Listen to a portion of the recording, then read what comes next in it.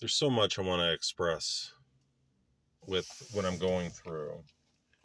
Um, the world's ways, the way that it functions, the mindsets in a lot of people.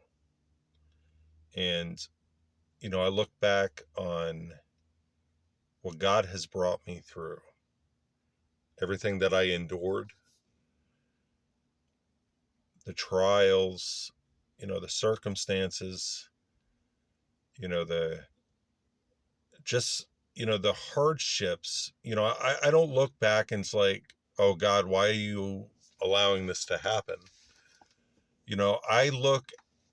I try to look at things with the big picture, and I thank God through all the trials and hardships that I've been through, even what I'm currently facing now. With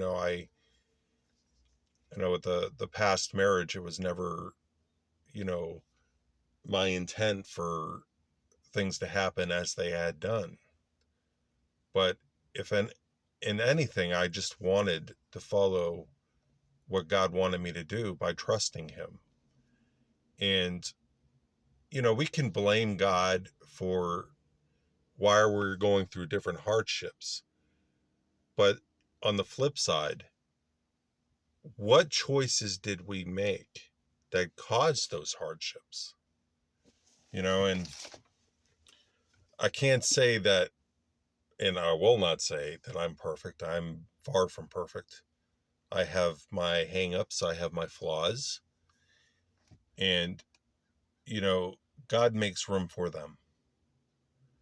And if wrong is done, then I want to be quick to apologize to God and anybody that, you know, was affected by any choices that I had made.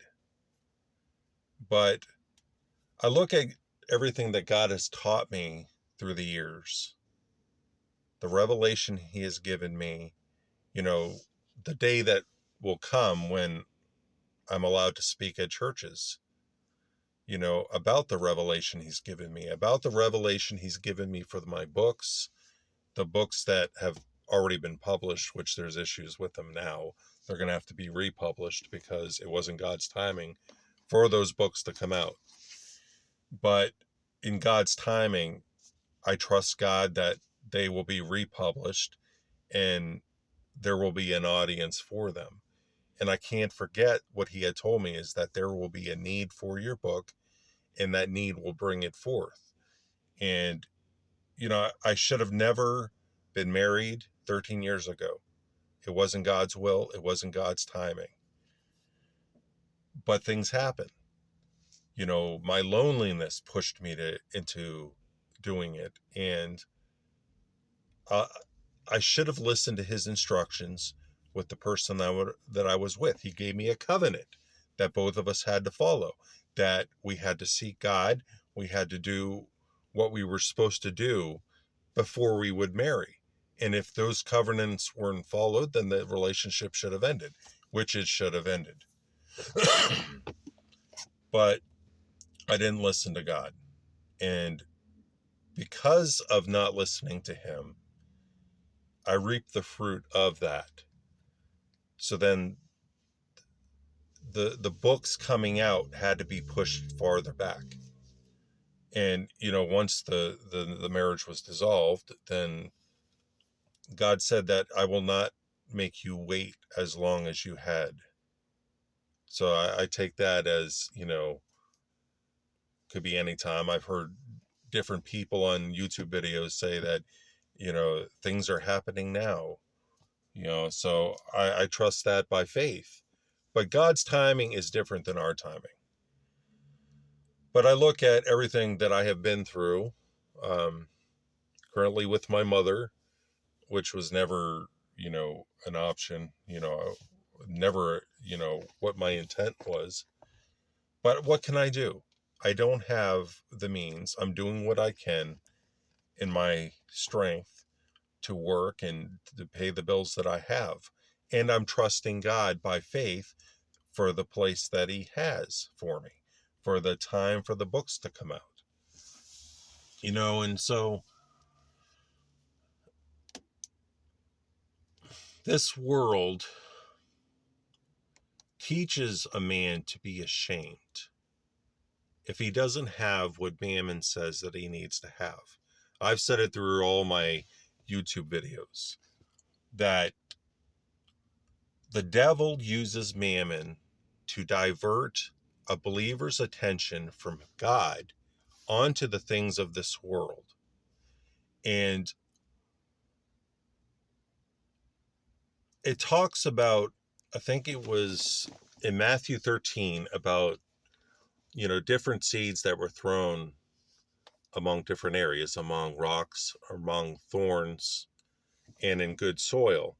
Well, the seed that's thrown among thorns, if you look deep into the Greek words for the cares of this world, it's like a distraction. And what was it? It's thrown among thorns is the thorns choke the seed that's being thrown in, and they die. So if you look at the Greek words in that verse, you could see that it's a distraction and there's a delusion. Well, the delusion that I have learned that believers can get is, okay, they have a delusion of what they want in this world, what they want to accomplish. So it distracts them from what God has for them in their lives. And so they're moved from the things of God to the things of this world. And that's what the enemy's ploy is, distracting believers from, what God wants of them, what his will is for their lives. So it's up to each and every one of us believers to find out, hey, God, what do you want me to do? What do you want me to do daily? What is your will for me in this life? Have we really sat down and asked God? Have we waited upon him? Have we asked God, what do you want me to do now?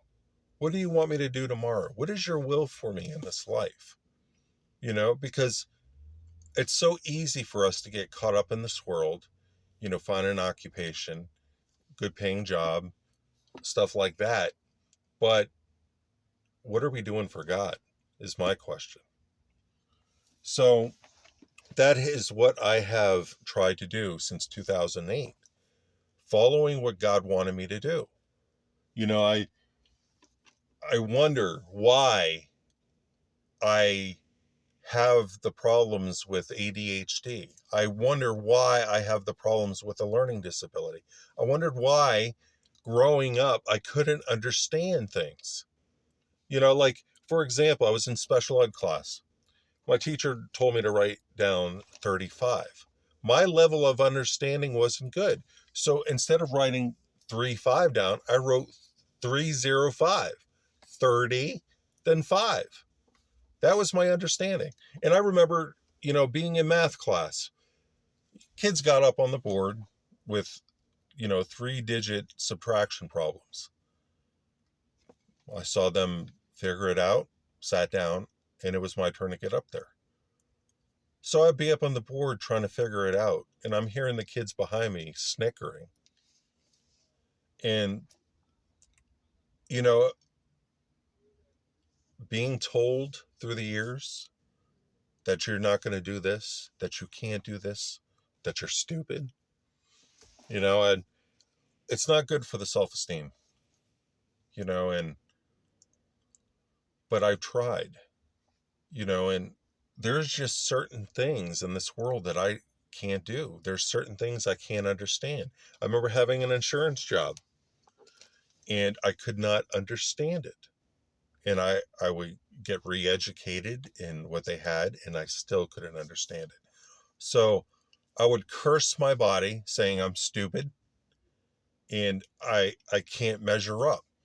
So when I get worried about something, it would affect me physically to where I would start getting sick. And then that eventually led to me getting fired.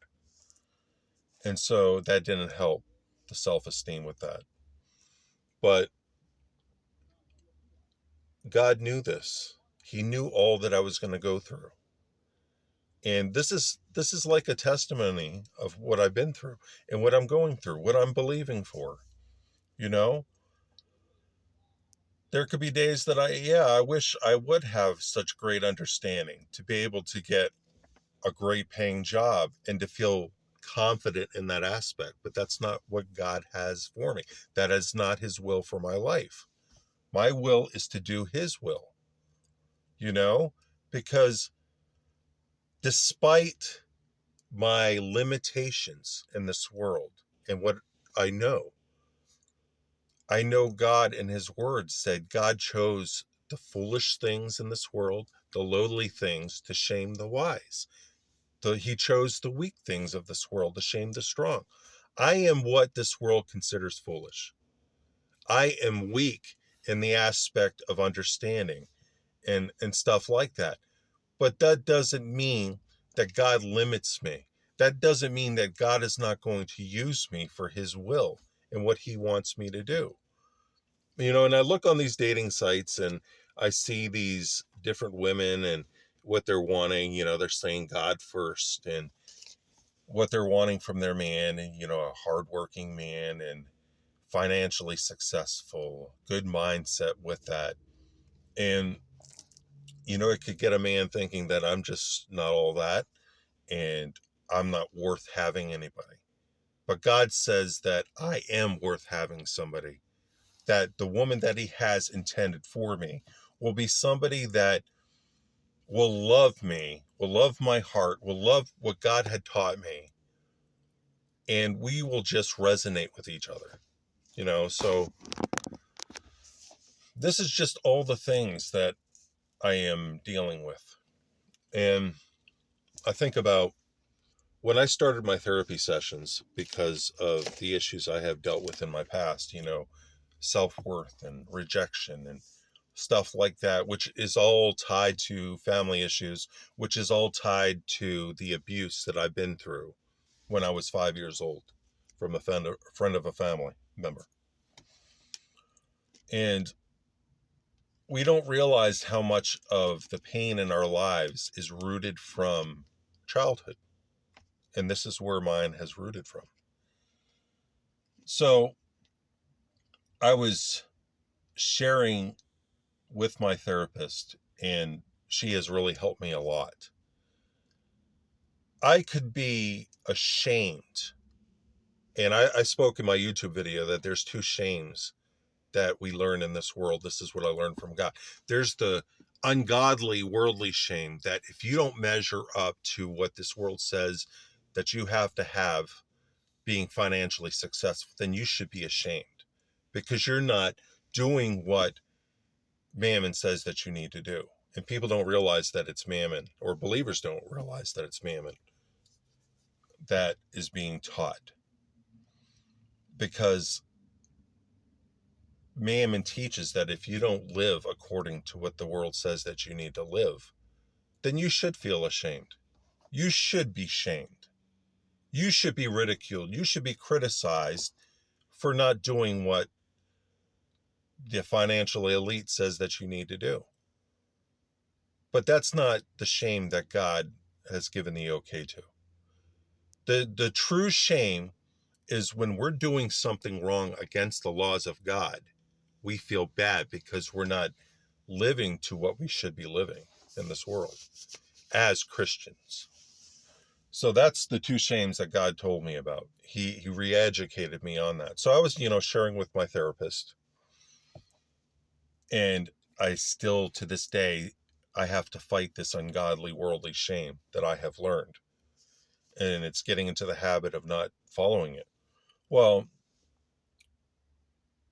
I was sharing with her that, you know, I was terminated from my insurance job. And, you know, a lot of people would be leery on sharing that because they're thinking, oh man, what if somebody judges me? What if my therapist judges me on this for not living as this world says I need to live? So I was like really leery on sharing that. But I did share it with her. She didn't look at it like, you know, treating me with, ridicule or anything. She didn't even see it that way. You know what she saw it as? She saw it as a strength that, yeah, I was terminated from the insurance job.